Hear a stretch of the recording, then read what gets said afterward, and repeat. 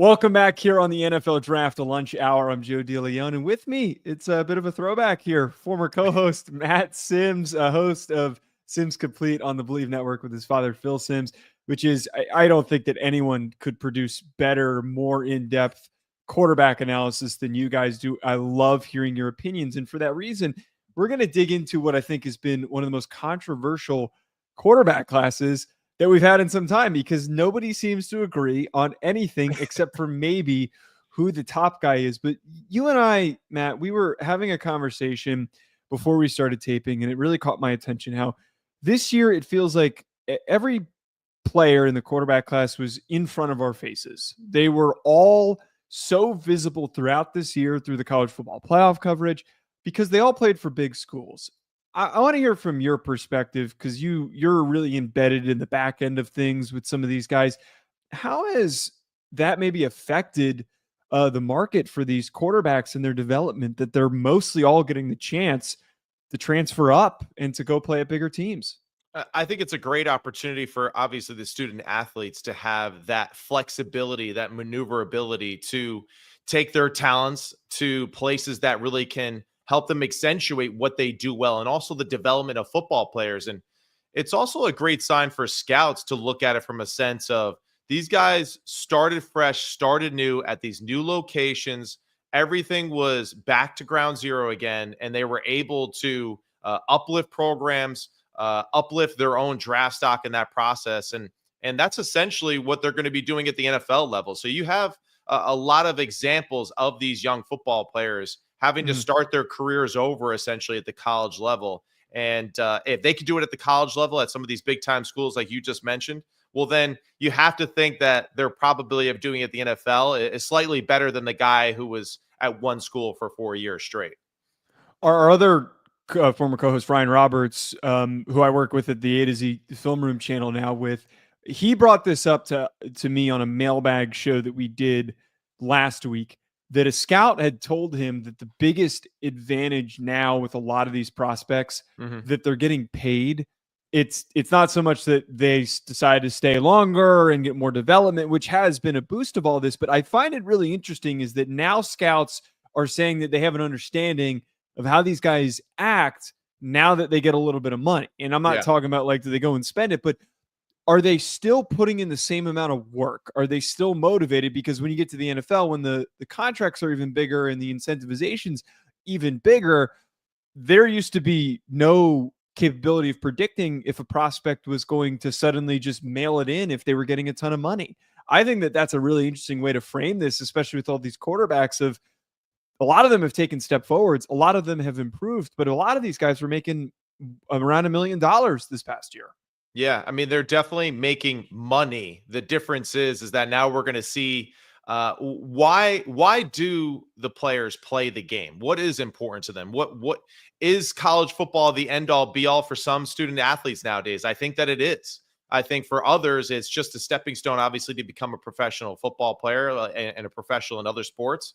But there's the difference between you're wealthy in college football compared to having potentially generational wealth and being basically on your way to being a small CEO of your own company, your own brand, like we see so many quarterbacks. And it's only a matter of time before the yearly salary of a quarterback in the NFL is going to be $100 million a year. That's the way that it's going. That's where the market is as the game continues to expand into international markets. It's just going to keep getting bigger and bigger. And if you're going to be a quarterback, man, we're talking about generational wealth that's going to be made. Absolutely. It's just so unique how things have completely shifted specifically for quarterbacks. And it's been really intriguing to watch that progression and change. Let's jump into talking about this 2025 quarterback class. As I alluded to, there is really no consensus outside of Cam Ward.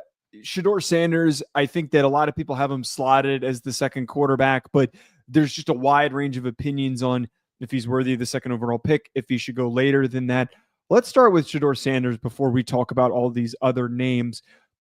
Where do you sit on him? Do you think that a team like the Browns or the Giants should draft him that early? Or do you think that they're better off maybe waiting until next year and just addressing best player available and letting somebody else later on in the first round take him. Yeah, I really enjoy talking about Shedeur Sanders because I have gone through that Mm, process. I feel like with him, with the Colorado Buffalo fans, my work at ESPN and how people view ESPN and how ESPN covered Colorado and that team specifically. I think Shedeur Sanders, as I watched him the past years at Colorado, because I did not watch him before that, uh, I think that he is a surefire top 10 pick in the NFL. I really do Bleav that. Now, does he have the measurables that just jump off the page, so to speak? Does he run a great 40? We didn't get to see any of that stuff at the combine. There are no times, there are nothing. But I will say this, and for just general football fans out there, because I looked at this from just a general fan's point of view this whole past year covering college football. Every time I put on Colorado, he made big time plays and big time moments. He was tough in the pocket. He was a fearless leader and competitor. He has a great completion percentage. Yes, does he take chance with the risk with the football at times? Yes, he does. But I think they were calculated risks that he plays with. And to me, I really think that he is a phenomenal football player. And it goes back to the toughness aspect of it, the mental and physical IQ that in which he plays with, the attitude that he brings to that football team. Those things are stuff that you can't coach. That it's innate in him. That's why his father calls him grown. And all the people out there that I think are kind of somewhat on the fence about Shedeur and all that, I think you're just uncomfortable watching a quarterback come from a family of football like Prime, and you're uncomfortable to the fact that he is African American, that he is confident, that he is bold in what he says, and that he walks that line. And I think we have to come to grips with that. But just like your own uncomfortableness in that mm. is really your own problem. The fact is, the dude does everything that the team has asked him to do. He performs at a high level. He can make all the throws. He throws it extremely well on the run and on the move. He is a good athlete. I wouldn't say that he's a great athlete, but he's a good NFL athlete that will be able to scramble and make plays for you and extend plays and all the things that we'd like to see in the modern NFL world. He does have a Joe Burrow-like ability to extend plays from the pocket to create as a thrower and not to run and scramble. So I think Shedeur is lights out as far as an evaluation goes. Yeah, and I also think that you brought up, I think a lot of people find it easy to hate on Colorado, to hate on Shedeur Sanders, all those things. And anyone you actually talk to that is a connection to the Colorado program or has done digging on him, like every prospect, they do digging on their character. He has been lauded as the highest character quarterback in this class. So I think there's definitely been a mischaracterization by people that just want to hate, which is going to be their loss. We have a couple questions that were thrown into the chat that I'd love to get to about Shedeur Sanders. Ethan asks, is Shedeur ready for the NFL right now, or would he be better off learning behind an established quarterback next season? I actually think him over Cam Ward, I'd be more comfortable starting now because he played in a very NFL-esque offense with Pat Shurmur, who was calling the plays. He's already going to be a little bit more prepared than Cam Ward, who was playing in this air raid style system. And he's also pretty accurate and a smart decision maker. I guess I would push back a little bit with the Pat Shurmur NFL-like offense. When I watch Colorado, I don't necessarily see in it. Now, the NFL verbiage, language, how they carry themselves, the things in the classroom, yes, totally agree with that. So I think what we saw on film, not necessarily true to the sense that it was an NFL-like offense, because there's multiple plays on films where you're like, man, if you would have just checked to this play against this pressure or something like this, you would have got out of jail free in this situation. Didn't see a lot of those things, but no doubt they were capable of doing it. It's difficult to do it at the college level consistently, but I think that goes really for every young quarterback, that if you have the ability to sit there, to watch, to learn, to see someone do something at a very high level in front of you and kind of go through the motions with them, the emotions of being a leader of a football team like that, how to carry yourself, I think it's always hugely important. I think me and you both, if we hung out with Da Vinci and learned how to paint with him, it would help us become a better painter. So that rule applies to, I think, quarterbacks when you're around really good quarterbacks or veteran quarterbacks, professionals, to help you be a better professional. Either way, though, I do Bleav that Cam Ward and Shedeur Sanders have the ability, the repetitions, and the skill set to play day one in the NFL. Other question that we had, anyone else who does have questions, feel free to drop them in. And also make sure if you're not subscribed already to the Bleav channel, please subscribe and hit that like button. NFC One fan asks, how will Russell Wilson be a mentor to Shedeur Sanders? I don't know if this is the wrong perspective, but because of how short term that deal is, if they did draft Shedeur Sanders, which I Bleav if he's on the board that they need to draft Shedeur Sanders, Joe Schoen and Brian Daboll are not exactly in a position where they've got a lot of time to kill. Yeah. But I feel like the short term nature of the deal that like Russell Wilson's just coming into play. I feel like if he was tasked with being a mentor, that's not exactly what was in his job description when he signed with the Giants. Yeah, what he's going to see, let's just say Shedeur, Russell, they're in the same quarterback room as each other with the New York Giants. What Shedeur will learn from Russell vicariously just by being that fly in the wall, right? As Russell's going through his repetitions of practice, he's going to see that Russell made a quicker decision than normal because of the coverage and the play design and got to his check down that much faster. Because the percentages of hanging on to the corner route or this route or whatever aren't very high. So he's going to see more so just those small nuances that veteran quarterbacks, I think, accumulate through the years of playing, this cheat code way of playing, where it's like, I've made this throw 10 times my career. 8 of them were intercepted. 2 of them were really big plays, but it doesn't really work out for me to be successful by constantly trying to make this play. And I think that's where Shedeur and other young quarterbacks will really learn from veterans that way. Not necessarily that, Russell's gonna sit him down and really say, hey, This is what I did. But those conversations, we always have to remember, I've been in that room where I was with Matt Ryan and Matt Schaub. And really what it comes down to is you're in a room with other quarterbacks that do exactly what you do. And all of you share these unbelievable experiences from your playing days, from previous stops that you had, from practice, whatever. And you're just constantly uploading new information from others that have played the position alongside you. So that's essentially what Shedeur would get in a situation with Russell Wilson. Let's jump over to talking about the other tiers of this quarterback class. And I've broken outside of Cam Ward and Shedeur Sanders, who deserve to be in this. They're in a tier in themselves. Yeah. Right. They're in the tier for me, that day 2 tier where they have upside to start. They could develop into starters or get a circumstance to start. But like, I'm not totally sold on this second tier of guys for various reasons. My second tier is Jalen Milroe, it's Tyler Shuck, and it's Jackson Dart. Of those 3 guys, which do you like the most to become a starter? Which do you think has the most likelihood, if any, to eventually start in the NFL? Yeah, I think if you were putting them as far as like a stock price, right, to invest in, I would say that Jackson Dart would probably be the safest one to invest in. And then I would probably go with Tyler Shuck in a close second behind him. And then behind that, Jalen Milroe. I think Jalen Milroe, his raw physical attributes are phenomenal. The problem is that when you watch the tape consistently, you do see someone who has trouble, I think, processing information quickly and then just pulling the trigger and trusting his instincts. I think he is a see it and then confirm it and then throw it type of football player. And because he is so dynamic as an athlete and because he has a strong arm, he got away with it a lot.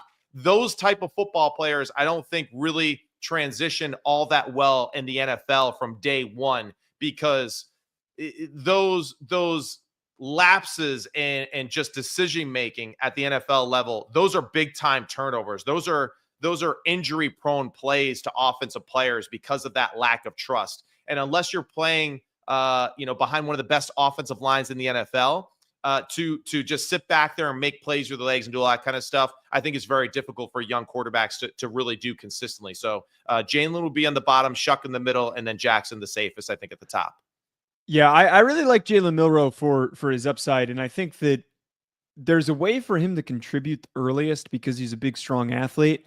Maybe that helps with some progression as if he gets brought on in some sub package situations, kind of like what Jalen Hurts did when he was drafted by the Philadelphia Eagles. Well, Go ahead. and Yeah, just go ahead. yeah, I'm sorry, but like and you make an interesting point because Jalen Hurts, no doubt he has been given the time to develop, Right. but Yes. Jalen Hurts also had the opportunity of dropping back and throwing it almost 500 times at Oklahoma before he left Yep. for the NFL.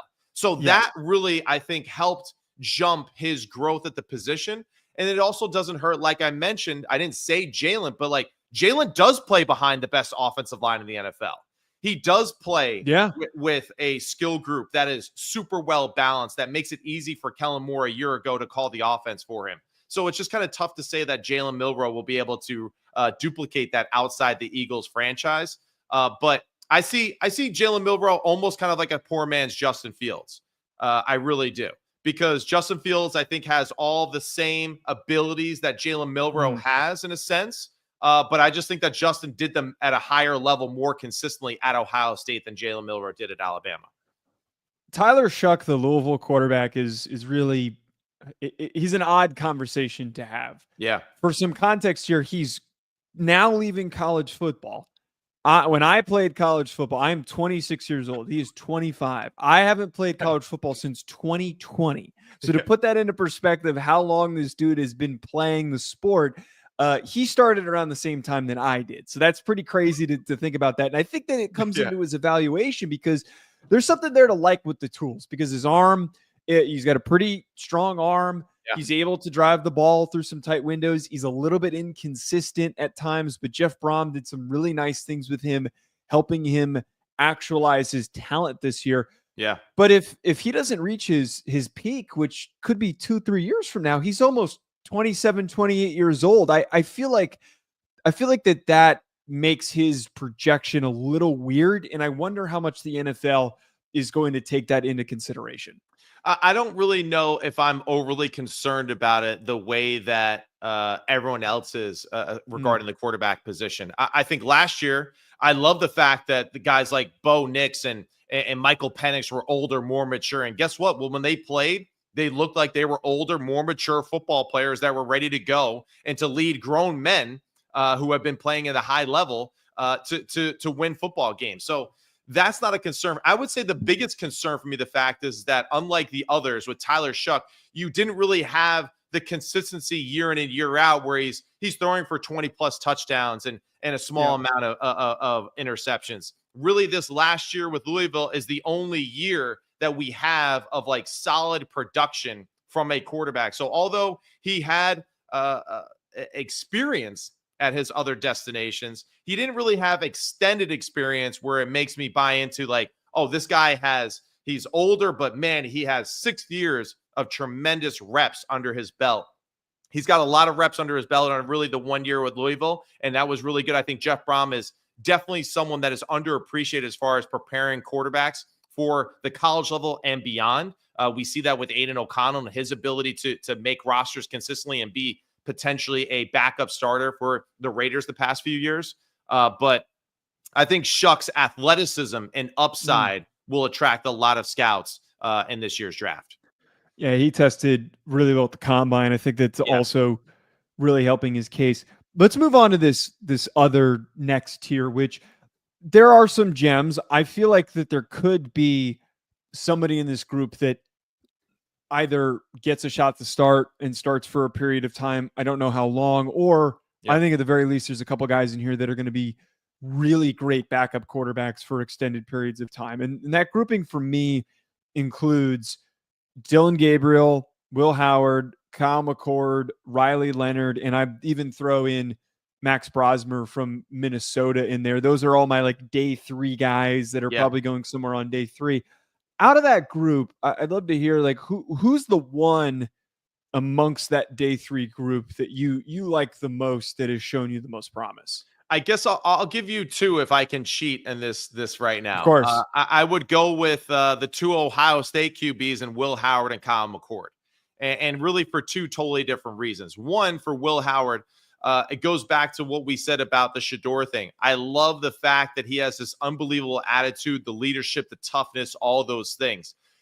He he at times last year, I feel like, does struggle at times processing information quickly. I think that his ability as a thrower has not reached his potential. I think he can become a better thrower at the NFL level if he fine tunes some of his technical things that he does. And really starts to learn how to create rotation with his body, like a lot of the other great pros do, and he'll get some of that experience by watching that on film a little bit more consistently. And then for Kyle McCord, really the opposite side of it, in a sense where he's a more polished passer. He doesn't quite have the same athletic ability that Will Howard does, but because he's had so many reps and because of his transition from Ohio State to Syracuse, he really leveled up his game as far as leadership and really being a more vocal, comfortable leader in that sense from that transition to the two different schools and what they asked of him. Ohio State was, we got a great roster, don't F it up. Syracuse was like, no, we need you to do everything that you can to make us relevant. And he did that. And he stepped up to the plate and made some really big plays. So he's a really good quarterback that if he can continue to sharpen his skill set as far as just dissecting information, getting the football out quickly and rhythmic with a little bit more twitch, I think both quarterbacks approaching it from different ends of the spectrum really can be solid backups that maybe get opportunities to be starter or stop at guys in the future for other franchises. Yeah, Will Howard especially, I feel like has an ability that like his arm is not as strong as you'd hope for like this big bodied quarterback, but he makes up for it deceptively being a really good runner when he escapes pressure. Yeah. Yeah. Oh yeah. Incredibly scrappy. When you're a backup, I want scrappy guys. Like when you're backup, hey, I understand you don't get all the reps, but just do something, make it happen, and let's go. Have a positive attitude to uplift the guys. And he's got that.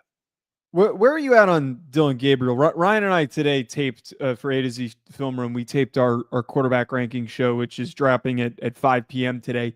And we found out that we both were strangely high on Dillon Gabriel. I have him as QB6. He has him at QB6. And I was so pleasantly surprised by his arm being stronger than I thought it was going to be from watching all these Oregon games. I was expecting small guy having to like shot put it in order to generate force, but he actually can throw it a little bit more than you would think for a 5'11" quarterback. Definitely. Where do you sit on Dillon Gabriel? Because I feel like he could be somebody who definitely sticks on a roster for a very, very long time and maybe earns a couple starting opportunities. Well, we know for sure, like the Tyler Shuck discussion we had earlier, he has the years and the repetitions that back up a high football IQ of just rep after rep after rep and success and being a focal point of the roster every single time that he has stepped on the field. And that's a big, important thing.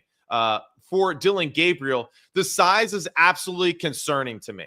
It absolutely is. It's an issue for me. I really have I think, being a presence in the NFL field is very, very important. We see that with Bryce Young and his inability to adapt to the NFL game. And I think partly is because of his size and his ability to just maneuver around all these big bodies, right, that are in the pocket around him.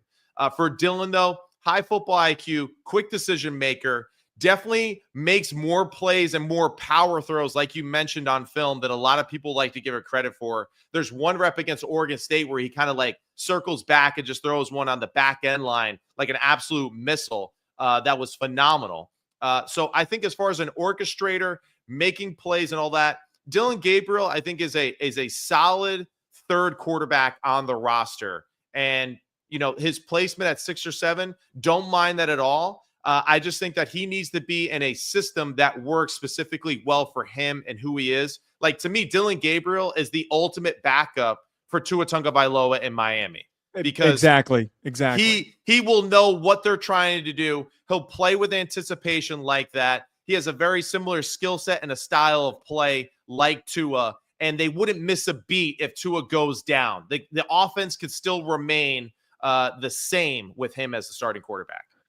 I would love for the Dolphins to take him because the lack of availability sometimes for Tua, it's awful that he has the concussion issue that he has. Right. But I feel like what's plagued them is not having a good answer in somebody who plays similar to Tua. I think that would be tremendous to throw. And it's also, you get 2 lefties. It couldn't be any more perfect. And he's a high character guy like Tua, and that's great. Yeah. That's what you need. You want your backup to either be the total opposite of your starter or to be somewhat of a doppelganger of him. Yep, absolutely. Yeah, that is going to be doppelganger word of the day. Love it. That's going to be it from us. We'll end on that note. I'm Joe Deleone, and with me was Matt Sims, former NFL quarterback and college quarterback in the SEC and the ACC. Make sure to go and check out. Oh, there you go. Got it. Got the mirror. Make sure to go and check out Sims Complete, which is your best go-to source for quarterback evaluations. If you want to know more about the quarterbacks in this class, be sure to check that out. We'll talk to you folks later. Hit the subscribe button. Hit that like button. Enjoy the rest of your week. See ya.